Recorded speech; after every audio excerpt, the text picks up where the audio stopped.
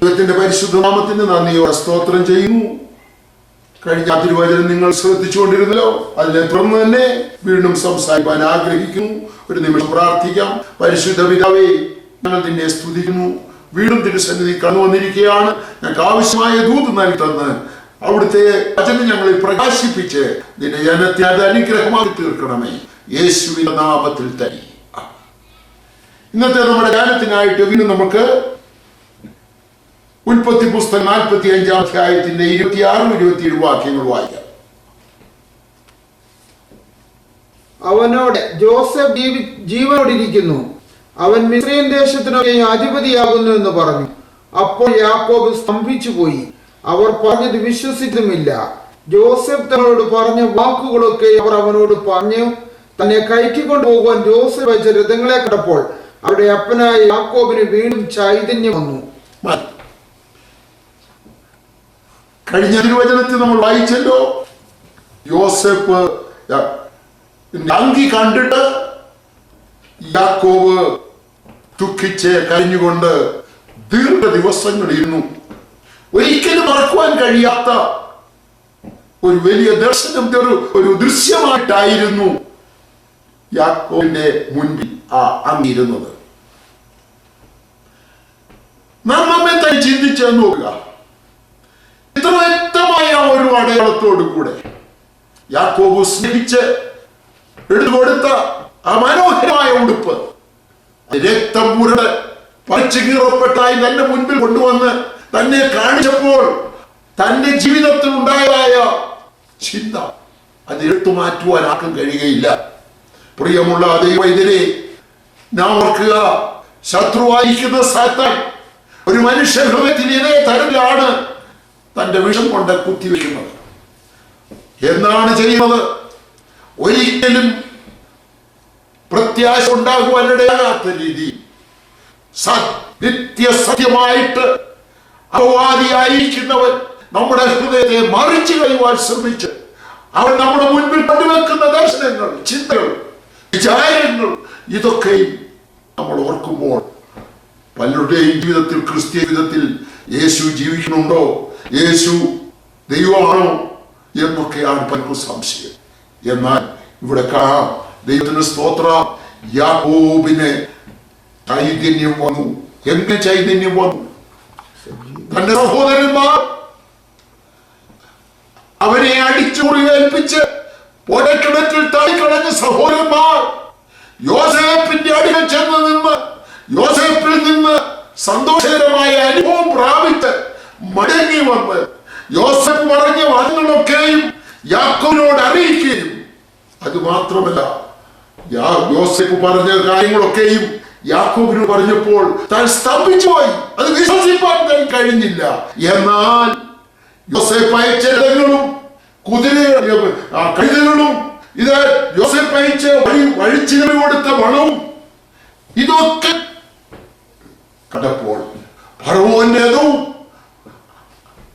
സാധനങ്ങളും വിശേഷ വസ്തുക്കളും വഴിച്ചിലവിലുള്ള പണവും ഇതൊക്കെയും തന്റെ മുൻപിൽ ദൃശ്യമായി കണ്ടു കഴിഞ്ഞപ്പോൾ യാക്കോബിന് ചൈതന്യം വന്നു. ദൈവത്തിന് സ്തോത്രം, ഹല്ലേലൂയ. നമ്മുടെ ജീവിതത്തിൽ പിശാച്, മരണത്തിന്റെ അധികാരിയായിരിക്കുന്ന പിശാച് എത്രയോ മനുഷ്യ ഹൃദയങ്ങളെയാണ് ഇതേ തരത്തിൽ നിരാശിപ്പിച്ചുകൊണ്ട്, നിരാശയുടെ സ്വപ്നങ്ങൾ കൊടുത്തുകൊണ്ട്, നിരാശയുടെ ദൃശ്യം സൃഷ്ടിച്ചുകൊണ്ട്, നിരാശയുടെ അനുഭവങ്ങൾ ഉണ്ടാക്കിക്കൊണ്ട് മനുഷ്യനെ അധപ്പതിപ്പിക്കുവാൻ ശ്രമിക്കുമ്പോൾ അതിന്റെ അപ്പുറത്ത് പ്രവർത്തിക്കുന്ന ഒരു ദൈവശക്തിയുടെ മർമ്മമാണ് യോസേപ്പ് ജീവിച്ചിരിക്കുന്നു. ദൈവത്തിന്റെ സ്തോത്രം, ഹല്ലേലൂയ. മനുഷ്യവർഗത്തെ മുഴുവൻ നിരാശയിൽ അമർത്തിക്കളയുവാൻ, താഴ്ത്തിക്കളയുവാൻ, ഇല്ലാതാക്കുവാൻ ശ്രമിച്ച ശത്രുവായിരിക്കുന്ന സാത്താനെ ജയിച്ചുകൊണ്ട് മരണത്തെ ജയിച്ചവനായ കർത്താവായ യേശു ക്രിസ്തു ഉയർത്തെഴുന്നേറ്റിരിക്കുകയാണ്. ദൈവത്തിന്റെ സ്തോത്രം, ഹല്ലേലൂയ. അവൻ ഉയർത്തെഴുന്നേറ്റു. അവന്റെ വചനം ഇന്ന് മനുഷ്യനെ ജീവിപ്പിച്ചുകൊണ്ടിരിക്കുന്നു, മനുഷ്യനിൽ ചൈതന്യം വരുത്തിക്കൊണ്ടിരിക്കുന്നു. അത് മാത്രമല്ല, ദൈവത്തിന്റെ സ്തോത്രം, ഹല്ലേലൂയ, ഏതൊരു മനുഷ്യനെയും വിശ്വസിപ്പിക്കാൻ തക്കവണ്ണം കർത്താവായ യേശു ക്രിസ്തു പോയതിന്റെ ഉയർത്തെഴുന്നേറ്റന്റെ 50-ാമത്തെ ദിവസം പരിശുദ്ധാത്മാവിനെ ദൈവം ഭൂമിയിലേക്ക് അയച്ചു കൊടുത്തു. തന്നിൽ ആശ്രയിച്ച് തന്നെ പിൻപറ്റിയ തന്റെ ശിഷ്യന്മാർ മുറിയടച്ചിട്ടും വാതിലടച്ചും പേടിച്ചും കഴിഞ്ഞുവിടുമ്പോൾ അവൻ അവിടെ മധ്യത്തിൽ പ്രത്യക്ഷപ്പെട്ടവരെ ധൈര്യപ്പെടുത്തി. അത് മാത്രമല്ല, ഞാൻ പോയി കാര്യസ്ഥനെ അയച്ചു കൊടുക്കാമെന്ന് പറഞ്ഞ ദിവ്യമായിരിക്കുന്ന വാഗ്ദത്തം അവരുടെ മധ്യത്തിൽ നിവർത്തിച്ചു കഴിഞ്ഞപ്പോൾ നിരാശപ്പെട്ടിരുന്ന ദൈവജനത്തിന്റെ ഹൃദയത്തിലെ ആത്മീക ചൈതന്യം ഉണ്ടായി. ഇപ്പോൾ അവർ ഭയമില്ല. അവർ ധൈര്യത്തോടെ യെരൂശലേമിൻ തെരുവീഥികളിലേക്ക് ഇറങ്ങി യെരൂശലേം ദൈവാലയത്തിലേക്ക് ചെല്ലുകയാണ്. ദൈവത്തിന് സ്തോത്രം. ഇവിടെ കാണാം, ദൈവത്തിന് സ്തോത്രം. ഹല്ലേലൂയ. പരിശുദ്ധാത്മ പൂർണ്ണരായി കഴിയുമ്പോൾ ദൈവത്തിലെ അവരുടെ ജീവിതത്തിൽ വലിയ പ്രത്യാശയാണ് ഉണ്ടാകുന്നത്. എന്താണ് ഫറവോന്റെ രഥങ്ങൾ എന്ന് പറഞ്ഞാൽ ലോക ചരിത്രത്തിലെ ഏറ്റവും മനോഹരമായ രഥങ്ങളാണ്. അതുപോലെയാണ് ദൈവത്തിന് സ്തോത്രം. പരിശുദ്ധാത്മാവിന്റെ ശക്തി പെന്തക്കോസ്ത് നാളിൽ സെഹിയോൻ മാളികയിൽ ഉണ്ടായപ്പോൾ അവിടെ കൂടി വന്നിരുന്ന 120 പേര് കൂടിയിരുന്ന സ്ഥലത്ത് അനേകായിരങ്ങൾ ഓടിക്കൂടുകയും ആ ദിവസം തന്നെ 3000 പേരെ രക്ഷിക്കപ്പെട്ട് സ്നാനപ്പെടുവാൻ ഇടയായിത്തീരുകയും ചെയ്തു. എന്താണ് ഇതിന്റെ രഹസ്യം? ദൈവത്തിന് സ്തോത്രം. ഹല്ലേലൂയ. ദൈവത്തിന് സ്തോത്രം. ഹല്ലേലൂയ. ദൈവപുത്രനായ യേശു വാഗ്ദത്തം ചെയ്ത പരിശുദ്ധാത്മാവിനെ അവരുടെ മധ്യത്തിലേക്ക് ദൈവം അയച്ചു കണ്ടപ്പോൾ ജനങ്ങൾ ചോദ്യം ചെയ്യുകയാണ്, ഇതെന്താണ് ഈ സംഭവിക്കുന്നത്? ജനങ്ങൾ ആശ്ചര്യപ്പെടുകയാണ്. അപ്പോൾ പത്രോസ് 11 പേരോടുകൂടെ എഴുന്നേറ്റ് നിന്നിട്ട് ഇങ്ങനെ പറഞ്ഞു, യോവേൽ പ്രവാചകൻ മുഖാന്തരം അരുളി ചെയ്ത തിരുവെഴുത്താണ് ഇവിടെ നിവർത്തിയിരിക്കപ്പെടുന്നത്. അന്ത്യകാലം ഞാൻ സകലയിടത്തിന്മേലും ആത്മാവിനെ പകരുമെന്ന് അരുളി ചെയ്ത തിരുവെഴുത്ത് ഇവിടെ നിവർത്തീകരിക്കപ്പെടുകയാണ്. ദൈവത്തിന് സ്തോത്രം. അത് കേട്ടവർ 3000 പേരെ സ്നാനപ്പെട്ട് കർത്താവിനോട് ചേർന്നായിട്ട് കാണാം. ദൈവത്തിന്റെ വൈലി, ദൈവത്തിന് സ്തോത്രം. ഹല്ലേലൂയ.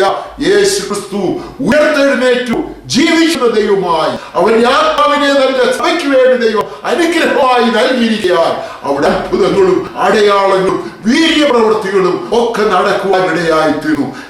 ഇത് കാണുമ്പോൾ മനുഷ്യ ഹൃദയങ്ങളിൽ പാപത്താൽ കറ പിടിച്ച് അന്ധകാരത്താൽ ബന്ധിക്കപ്പെട്ട് മരണഭീതിയാലും നിരാശയാലും കുഴഞ്ഞുകിട മനുഷ്യവർഗത്തെ ചൈതന്യം വരുത്തുന്നതായ ദൈവ ശബ്ദത്രേ യേശു ക്രിസ്തുവിന്റെ സുവിശേഷം.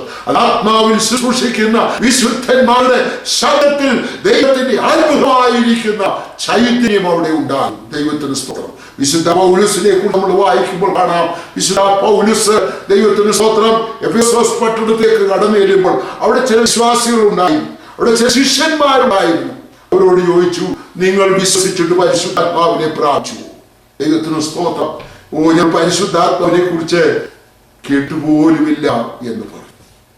നിങ്ങളുടെ സ്നാനം ഏതായിരുന്നു എന്ന് ചോദിച്ചപ്പോൾ യോഹന്നാന്റെ സ്നാനം മധുമാനസാന്തര സ്നാനമായിരുന്നു. അത് അപ്പൊല്ലിയോസ് വന്ന് ഞങ്ങളെ അപ്രകാരമാണ് സ്നാനപ്പെടുന്നത്, പരിശുദ്ധാത്മാവിനെ കുറിച്ച് അറിഞ്ഞിരുന്നു പോലുമില്ല എന്ന് പറഞ്ഞു. അവരെ വീണ്ടും യേശു ക്രിസ്തുവിന്റെ നാമത്തിൽ പിതാവിന്റെയും പുത്രന്റെയും പരിശുദ്ധാത്മാവിന്റെ നാമത്തിൽ സ്നാനം കഴിപ്പിച്ചു. അവർക്ക് വേണ്ടി പ്രാർത്ഥിച്ചപ്പോൾ അവരുടെ മേൽ ദൈവത്തിന്റെ പരിശുദ്ധാത്മാവ് അവരുടെ മേൽ വന്നു. ദൈവത്തിന് സ്തോത്രം. പിന്നെ വായിക്കുന്നു, പിന്നെ അവർ പള്ളികളിലൊക്കെ പോയി ദൈവവചനം ശക്തിയോടെ പ്രസംഗിച്ചു. ദൈവത്തിന് സ്തോത്രം. ദൈവവചനം നമ്മൾ മനസ്സിലാക്കുമ്പോൾ നമുക്ക് കാണാം, ദൈവത്തിന് സ്തോത്രം. അപ്പോസ്തലനായ വിശുദ്ധ പൗലോസ് ഹല്ലേലൂയ പരിശുദ്ധാത്മാവിന്റെ ശക്തിയോടും കർത്താവിന്റെ സുവിശേഷ ശക്തിയോടെ ഘോഷിച്ചപ്പോൾ അർത്തമീസ് ദേവിയെ പൂജിക്കുന്നതായ എഫെസോസ് പട്ടണത്തിലുള്ള ജനങ്ങൾ നടുങ്ങിപ്പോയി. ദൈവത്തിന് സ്തോത്രം. അവിടെ അനേക അത്ഭുത സംഭവങ്ങൾ അവിടെ ഉണ്ടാകുവാനിടയായിട്ട് ദൈവത്തിന് സ്തോത്രം. അനേക രോഗികൾ സൗഖ്യമാകുവാൻ പൗലോസിന്റെ റൂമാല് തൊട്ടവർ സൗഖ്യമായി. അവരുടെ നിഴലിന്റെ അടുക്കൽ കൂടെ പോകുന്നവർ അവർ സൗഖ്യം പ്രാപിപ്പാനിടയായിട്ട് ദൈവത്തിന് സ്തോത്രം. ദൈവമക്കളെ ഹല്ലേലൂയ പരിശുദ്ധാത്മാവിന്റെ ശക്തി. ആമേൻ. യാക്കോബിന് ചൈതന്യം ഉണ്ടായത് എങ്ങനെയാണ്? ദൈവത്തിന് സ്തോത്രം. യോസേഫ് അയച്ചു കൊടുത്തതായ ആ രഥത്തെയും കുതിരയെയും ആ കഴുതയെയും അതിന് അവിടെ വഴിത്തരവിനുള്ള ആ സാധനങ്ങളെയും വിശേഷ സാധനങ്ങളും ഒക്കെ കണ്ടപ്പോൾ അവർക്ക് ദൈവത്തിന് സ്തോത്രം യാക്കോബിന് വീണ്ടും ചൈതന്യമുണ്ടായി. ദൈവത്തിന് സ്തോത്രം. ഇതുപോലെ അശുദ്ധാത്മാവാകുന്ന ആത്മാവിന്റെ ശക്തി പ്രാപിക്കപ്പെട്ട ദൈവത്തിന്റെ മക്കൾക്ക് നമുക്ക് മനസ്സിലാകുന്ന വലിയൊരു സത്യം എന്താണെന്ന് ചോദിച്ചാൽ വിശേഷമായ അനുഭവങ്ങളാണ്. യോസേഫ് വിശേഷ വസ്തുക്കള്, വിശേഷ സാധനങ്ങളാണ് അയച്ചു കൊടുത്തത്. പിന്നെ പറയുന്നത് വഴിച്ചെലവിനുള്ള പണവും അവർക്ക് കൊടുത്തു. ദൈവത്തിന് സ്തോത്രം, ദൈവത്തിന് സ്തോത്രം. കർത്താവിന്റെ സുവിശേഷം അറിയിക്കുന്ന വിശുദ്ധന്മാരോട് ചോദിച്ചാൽ ദൈവത്തിന് സ്തോത്രം ഇതുപോലെയാണ് ദൈവം അവരെ നടത്തുന്നതായ വഴികൾ. അവർക്ക് വിശേഷമായ അനുഭവങ്ങൾ, വിശേഷമായ അവരുടെ ജീവിതത്തിന്റെ ചിലവുകളൊക്കെയും അവരുടെ വഴിച്ചിലവുകളൊക്കെയും ദൈവം നിവർത്തിച്ചു കൊടുക്കുന്ന ഒരു ആത്മാവ്, ആത്മാവിന്റെ ഇഷ്ടത്തിനോടോളം ജീവിക്കുന്ന വിശുദ്ധന്മാരെ ദൈവം ഉപയോഗിക്കുന്നു. ദൈവത്തിന് സ്തോത്രം, ഹല്ലേലൂയ. പരിശുദ്ധാത്മാവിന്റെ പ്രവർത്തനം നമ്മൾ ഉണ്ടാകുമ്പോൾ ചിലത് കാണാനും കേൾക്കുവാനും അനുഭവിപ്പാനും ഉണ്ട്. പ്രിയമുള്ളവരെ, ദൈവത്തിന് സ്തോത്രം. ഈ ആത്മാവിന്റെ ശക്തി നാം ഓരോരുത്തരും നമ്മൾ പ്രാപിക്കണം. അപ്പോസ്തലനായ വിശുദ്ധ പൗലോസ് എഫെസോസ് പട്ടണത്തിൽ പ്രസംഗിക്കുമ്പോൾ മന്ത്രവാദികളായ യഹൂദന്മാരായിരിക്കുന്ന ചിലര് പൗലോസ് പ്രസംഗിക്കുന്ന യേശുക്രിസ്തുവിനെ നാമത്തിൽ ഭൂതങ്ങളെ പുറത്താക്കാൻ പോയി. പക്ഷെങ്കിൽ ഭൂതങ്ങളെ പുറത്താക്കാൻ യേശുവിന്റെ നാമത്തിൽ അവർ സംസാരിച്ചപ്പോൾ ഭൂതങ്ങൾ അവരോട് സംസാരിക്കാണ്. യേശുവിനെ ഞങ്ങൾക്കറിയാം, പൗലോസിനെ ഞങ്ങൾക്കറിയാം, പക്ഷെങ്കിൽ നീ ആരെന്ന് ചോദിച്ചുകൊണ്ട് അവിടെ അവരെ ചാടി അവരുടെ വസ്ത്രം പറിച്ചു കീറി അവർ ഓടി രക്ഷപ്പെട്ടു എന്നാണ് വായിക്കുന്നത്. ഇത് കണ്ടവരെല്ലാവരും അത്ഭുതപ്പെട്ടു. ദൈവത്തിന് സ്തോത്രം, ഹല്ലേലൂയ. പരിശുദ്ധാത്മാവിന്റെ ശക്തിയോടെ ദൈവത്തിന്റെ വചനം ശുശ്രൂഷിക്കുമ്പോൾ ദൈവത്തിന് സ്തോത്രം, അവിടെ നടക്കുന്ന വീര്യപ്രവർത്തികൾ എത്ര വലുതാണെന്നുള്ള കാര്യം നമ്മൾ ഓർക്കണം. ഹല്ലേലൂയ. അപ്പോസ്തലപ്രവൃത്തി 8-ാം അധ്യായത്തിൽ ഇപ്രകാരം കാണുന്നുണ്ട്. ദൈവത്തിന് സ്തോത്രം, പത്രോസും മറ്റു ശിഷ്യന്മാരും ഒക്കെയും സമരിയ പട്ടണത്തിൽ പോയി സുവിശേഷം അറിയിക്കും.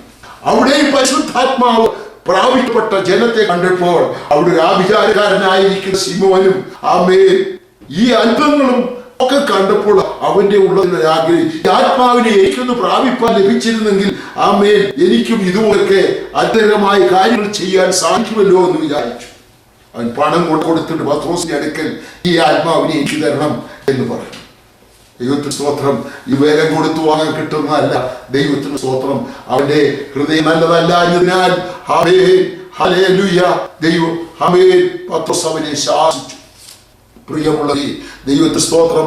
ദൈവം സൗജന്യമായി നൽകിയിരിക്കുന്ന ഈ പരിശുദ്ധാത്മാവിനെ നാം പ്രാപിച്ചാൽ ദൈവത്തിന് സ്തോത്രം, നമ്മുടെ ജീവിതത്തിൽ ഒരു ചൈതന്യം ഉണ്ടാകും. ഈ പരിശുദ്ധാത്മാവിനെ നമ്മൾ പ്രാപിച്ചാൽ നമ്മുടെ നിരാശകളൊക്കെ മാറും. വർഷങ്ങളായി തന്നെ ചുറ്റി പിടിച്ചിരുന്നതായ പാശമായിരിക്കുന്ന ഭയങ്കരമായിരിക്കുന്ന മരണത്തിന് പാശമായിരിക്കുന്ന ചിന്തകളാൽ യാക്കോബ് നിറഞ്ഞിരിക്കുമ്പോഴാണ് ദൈവത്തിന് സ്തോത്രം ഒരിക്കലും മറക്കുവാൻ കഴിയാത്ത ദൃശ്യം തന്നെ മുമ്പിൽ എപ്പോഴും കണ്ടുകൊണ്ട് ജീവിക്കുമ്പോൾ ആ നിമിഷത്തിലാണ് അതേ സഹോദരന്മാർ തന്നെ വന്ന് പറയുന്നു, നിന്റെ മകൻ യോസേഫ് ജീവിച്ചിരിക്കുന്നു. ദൈവത്തിന് സ്തോത്രം. യോസേഫ് ജീവിച്ചിരിക്കുന്നു എന്നുള്ളതിന്റെ വ്യക്തമായ തെളിവെത്താണെന്ന് അവൻ ഇറങ്ങി നോക്കിയപ്പോൾ ഇതാ രഥങ്ങളും കുതിരകളും, ഹല്ലേലൂയ, ഇതാ വഴിയാത്രയ്ക്കുള്ള ചെലവിനുള്ള പണവും വിശേഷ സാധനങ്ങളും ദൈവം ഹല്ലേലൂയ യോസേഫും ഖാദരുമായി കൊടുത്തയച്ചു. അതൊക്കെ കണ്ടപ്പോൾ യാക്കോബിന് വീണ്ടും ചൈതന്യം വന്നു. ദൈവത്തിന് സ്തോത്രം. ഇതാണ് ക്രിസ്തീയ ജീവിതത്തിന്റെ വലിയ ഭാഗ്യം. ഒരു പാപി ദൈവത്തിങ്കിലേക്ക് വരുമ്പോൾ അവന്റെ ജീവിതത്തിൽ ഒരു ചൈതന്യം ഉണ്ടാകുന്നു. അവന്റെ ജീവിതത്തിൽ മുറുകെ പറ്റിയിരിക്കുന്ന അനേക ബന്ധങ്ങളിൽ നിന്നുള്ള വിടുതൽ ഉണ്ടാകുന്നു. ആദാമ്യസന്തതിയുടെ പാപം ഹല്ലേലൂയ മനുഷ്യവർഗത്തെ ഒരിക്കലും നീതിയിലേക്കോ സത്യത്തിലേക്കോ സ്വർഗത്തിലേക്കോ നടത്തുകയില്ല എന്ന് ഭയപ്പെട്ടിരുന്ന മനുഷ്യവർഗത്തെ രക്ഷിക്കുവാനായി ദൈവപുത്രനായ യേശു മരണത്തെ ജയിച്ചവനായി ഉയർത്തെഴുന്നേറ്റ യേശു തന്റെ ശിഷ്യന്മാരോട് പറഞ്ഞു, ഭൂമിയുടെ അകത്തോളം പോയി നിങ്ങൾ എന്റെ സാക്ഷികളാകുകയും. ദൈവത്തിന് സ്തോത്രം. ആ സാക്ഷ്യം ഇന്ന് ഭൂലോകത്തിന്റെ എല്ലാ ഭാഗങ്ങളിലും മുഴങ്ങിക്കൊണ്ടിരിക്കുന്നു. ഈ ശബ്ദം വിശ്വസിക്കുന്ന ഓരോ വ്യക്തികൾക്കും, ഇതനുസരിക്കുന്ന ഓരോ വ്യക്തികൾക്കും അവരുടെ ജീവിതത്തിൽ ഒരു ഉണർവ്, ഒരു ചൈതന്യം, ഒരു പ്രത്യാശ ഹല്ലേലൂയ ദൈവം അവർക്ക് നൽകി കൊടുക്കുന്നു. ഈ പ്രത്യാശ മറ്റു വേറൊരു സ്ഥലത്തു നിന്ന് ലഭിക്കുന്നതല്ല. പ്രിയമുള്ള ദൈവമക്കളെ, ദൈവത്തിന് സ്തോത്രം. ഇത് കർത്താവായ യേശുക്രിസ്തുവിൽ നിന്ന് മാത്രം ലഭിക്കുന്നതായ പ്രത്യാശയാണ്. ആമേൻ, ഹല്ലേലൂയ. എന്റെ 17ാമത്തെ വയസ്സില് ഈ കർത്താവിനെ കാണുവാൻ എനിക്ക് ഭാഗ്യം ലഭിച്ചു.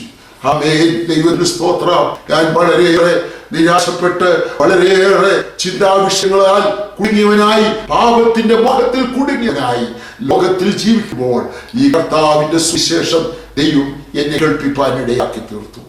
എന്റെ അനുഭവ സാക്ഷ്യത്തെ കുറിച്ച് പറയുമ്പോൾ ഞാൻ പ്രസംഗം കേൾക്കാൻ പോയതല്ല. പ്രസംഗം നടക്കുന്ന സ്ഥലത്തിന് കുറച്ചു ദൂര സ്ഥലത്തായിട്ട് വീട് കിടന്ന ഒരു മരത്തേക്ക് ഇരുന്നുകൊണ്ട് എന്നെ പോലുള്ള ചില ചെറുപ്പക്കാർ വിളിച്ച് തമാശ പറഞ്ഞ് വിമർശിച്ചു കൊണ്ടിരിക്കുമ്പോൾ ആ രാത്രിയുടെ വേളയിൽ ദൈവത്തിന്റെ വചനം എന്റെ ഹൃദയത്തിലേക്ക് കിട്ടും.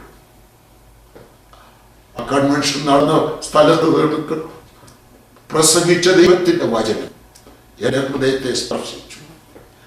ഭവനത്തിലേക്ക് കടന്നുപോയി. ഞാൻ ദുഃഖിതനായി. അയ്യോ, ഞാൻ പാപിയാണ്. അയ്യോ, എന്റെ നിരാശയുള്ള ഹൃദയത്തെ, ഈ പാപം നിറഞ്ഞ ഈ അശുദ്ധമായ ഹൃദയത്തെ ഇതിൽ നിന്ന് അകറ്റി ഒരു പ്രകാശമുള്ള ഹൃദയത്തിനുടമേ എന്ന് പ്രാർത്ഥിച്ചു.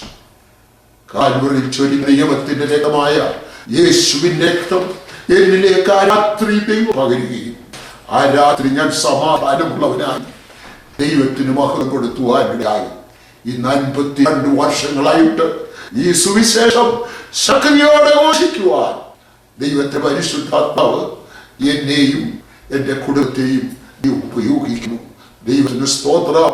ഇത്ര ചൈതന്യം നൽകുന്ന ഈ സുവിശേഷം, ഇത്ര പ്രത്യാശ നൽകുന്ന ഈ സുവിശേഷം, ഇത്ര സമാധാനം നൽകുന്ന ഈ സുവിശേഷം, ആമേൻ, ഹല്ലേലൂയ. അത്ഭുതങ്ങളാലും അടയാളങ്ങളാലും വീര്യപ്രവൃത്തികളാലും മനുഷ്യഹൃദയങ്ങളെ ബലപ്പെടുത്തുന്ന പരിശുദ്ധാത്മാവിന്റെ ദിവ്യമായ അനുഭവങ്ങൾ ജീവിതത്തിൽ ഒരിക്കൽ വിസ്മരിപ്പാൻ സാധിക്കാവണ്ണം ദൈവം ധാരാളമായി നൽകിക്കൊണ്ടിരിക്കുന്നു. എന്നെ കേൾക്കുന്ന പ്രിയമുള്ളവരെ, ഹല്ലേലൂയ, നിന്റെ ഹൃദയത്തിന്റെ ജീവിതത്തിന് ചൈതന്യം ഉണ്ടാകണമെങ്കിൽ, നിന്റെ ജീവിതത്തിന് ഒരു ഉണവുണ്ടാകണമെങ്കിൽ, നിന്റെ ജീവിതത്തിന് ഒരു പ്രത്യാശ ഉണ്ടാകണമെങ്കിൽ, നിന്റെ ജീവിതത്തിന് ഒരു അടിസ്ഥാനം ഉണ്ടാകണമെങ്കിൽ ഈ സുവിശേഷത്തിന്റെ ദിവ്യമായ ശബ്ദം നിന്റെ ഹൃദയങ്ങളിൽ മുഴങ്ങണം. ഹല്ലേലൂയ. യാക്കോബിന്റെ മുൻപിൽ മുഴങ്ങിയതുപോലെ, യോസേഫിന്റെ ശബ്ദം തന്റെ സഹോദരന്മാർ പ്രസ്താവിച്ചതുപോലെ, ഇതാ പാവപ്പെട്ട ദൈവത്തിന്റെ ദാസന്മാരുടെ വായിൽ നിന്ന് പരിശുദ്ധാത്മ യോഗത്തോടുകൂടെ അറിയുന്ന സുവിശേഷത്തിന്റെ ശബ്ദം നിന്റെ ഹൃദയത്തിൽ ക്രിയ ചെയ്താൽ ഇന്ന് രാത്രി നിന്റെ ഹൃദയത്തിന് ചൈതന്യം ഉണ്ടാകും. നിന്റെ ജീവിതത്തിന് ഒരു ചൈതന്യം, ഒരു ഉണർവ്, ഒരു ഉന്മേഷം ഉണ്ടാകും. ഈ വചനങ്ങളാൽ കർത്താവ് നിങ്ങളെ അനുഗ്രഹിക്കട്ടെ. പരിശുദ്ധ പിതാവേ, ഈ നല്ല വചനത്തിനായി ഞങ്ങൾ നന്ദിയോടെ സ്തുതിക്കുന്നു. അനേകരുടെ ഹൃദയങ്ങളെ ചൈതന്യപ്പെടുത്തുവാൻ യാക്കോബ് ചൈതന്യം നൽകി ദൈവം, ആയിരങ്ങൾക്ക് ഉണർവ് നൽകി ദൈവം, ഈ വചനം കേൾക്കുന്ന അനേകർക്ക് ഉണർവ് നൽകുവാൻ ഇടയാക്കി തീർക്കണേ. പ്രാർത്ഥന കേട്ടതുകൊണ്ട് സ്തോത്രം. യേശുവിന്റെ നാമത്തിൽ തന്നെ.